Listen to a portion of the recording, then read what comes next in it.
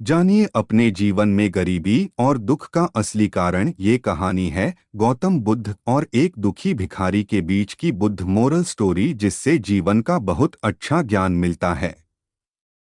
एक बार महात्मा बुद्ध एक गांव में अपने शिष्यों सहित घने पेड़ की छांव के नीचे बैठ थे।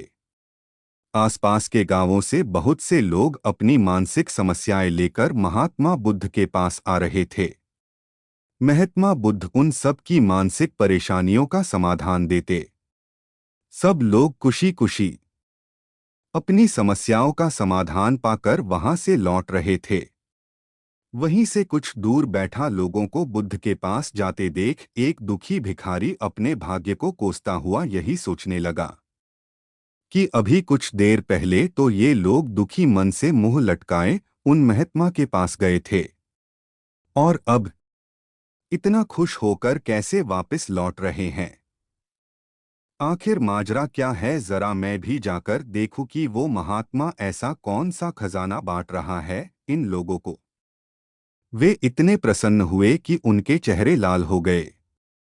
जब वो दुख भिखारी कुछ नजदीक गया तो उसने देखा कि ये महात्मा तो लोगों को प्रवचन देकर लोगों के दुख का निवारण कर रहे हैं।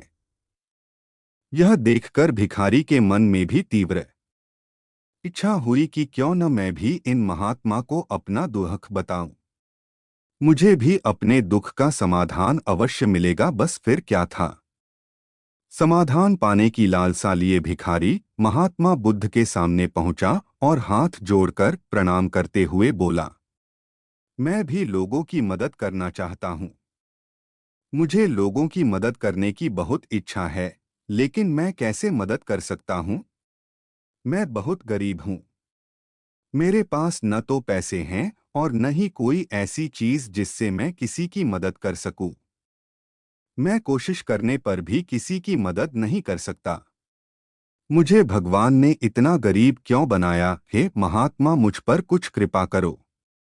इतना बोलते हुए भिखारी रोने लगा। आप बहुत अज्ञानी हैं, क्योंकि आप अभी तक इस भ्रम में जी रहे हो कि तुम्हारे पास कुछ नहीं, जबकि दूसरों को कुछ देने के लिए तुम्हारे पास बहुत कुछ है। तुम बिना धन और वस्तु के भी दूसरों की मदद कर सकते हो। तुम्हारे पास जुबान है जिससे तुम मीठे शब्द बोलकर किसी के दुखी चेहरे पर मुस्कान ला सकते हो। इन्हीं शब्दों की ताकत से तुम किसी के भी टूटते हौसलों को फिर से मजबूत कर सकते हो। इन शब्दों की शक्ति से आप किसी के भी मन में सकारात्मक विचारधारा के बीज बो सकते हैं और उसे गलत रास्ते पर जाने से रोक सकते हैं। तुम्हारे दो हाथों से किसी भी कमजोर या लाचार व्यक्ति की सहायता कर सकते हो। आपके दो आंखें किसी अंधे को रास्ता दिखा सकते हैं। तुम किसी के लिए दुआ कर सकते हो। यह हो सकता है कि उनके बुरे काम फिर से हो जाएं। आप किसी के अच्छे स्वास्थ्य की कामना कर सकते हैं।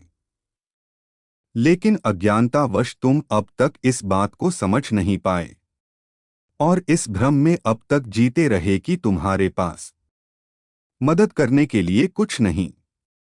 किसी की मदद करने के लिए धन और वस्तु का होना अनिवार्य नहीं है। बिना धन और वस्तु के भी हम कई प्रकार से लोगों की मदद कर सकते हैं। महात्मा बुद्ध के ज्ञान से भरे ये सुंदर शब्द सुनकर भिखारी के चेहरे पर मुस्कान आ गई और वह खुशी से झूमता हुआ वहां से चला गया। इस बुद्ध मोरल स्टोरी से हमने क्या सीखा? दोस्तों, महात्मा बुद्ध की इन बातों से बहुत कुछ सीखा गया। आजकल बहुत से लोग यह सोचकर दुखी होते हैं कि मेरे पास ये नहीं है, बल्कि जो आपके पास है उसी में संतुष्ट रहना सीखें और बिना मतलब के लोगों की मदद करें। इन्हीं से आपको परम सुख की प्राप्ति होगी। तो दोस्तों, यह बुद्ध मोरल स्टोरी आपको कैसी लगी जरूर बताना। गौतम बुद्ध को भारत के महान आध्यात्मिक गुरुओं की सूची में गिना जाता है, जिनके द्वारा दिए गए शांति, भाईचारे और आध्यात्म के उपदेश हमें आज भी प्रेरित करते हैं। महात्मा बुद्ध वो महापुरुष थे जिन्होंने भारत के साथ साथ पूरे विश्व को प्रेम और सद्भाव का पाठ पढ़ाया। एक महाप्रतापी और धनधान्य से समृद्ध राजा के घर जन्म लेने के बावजूद उन्होंने पारिवारिक मोहमाया का त्याग किया और संन्यास का मार्ग अपनाया। संन्यास और तपश्चर्य के मार्ग पर चलते हुए उन्हें जिस अमूल्य ज्ञान की प्राप्ति हुई, उसका पाठ उन्होंने पूरी दुनिया को पढ़ाया। महात्मा बुद्ध आगे चलकर बौद्ध धर्म के प्रवर्तक बने, जिसके आज विश्व भर में 47 करोड़ अनुयायी हैं। महात्मा बुद्ध द्वारा सैकड़ों वर्ष पहले दिए गए उपदेश आज भी प्रासंगिक है। तो आइए आज पढ़ते हैं महात्मा बुद्ध के जीवन से जुड़ी एक बड़ी ही प्रेरक और दिलचस्प कहानी, जिसमें उन्होंने बताया है कि आदमी की तुलना कैसे करें। एक बार एक आदमी महात्मा बुद्ध के पास पहुंचा। उसने पूछा, प्रभु मुझे ये जीवन क्यों मिला? इतनी बड़ी दुनिया में मेरी क्या कीमत है? बुद्ध मुस्कुरा दिए और उस आदमी को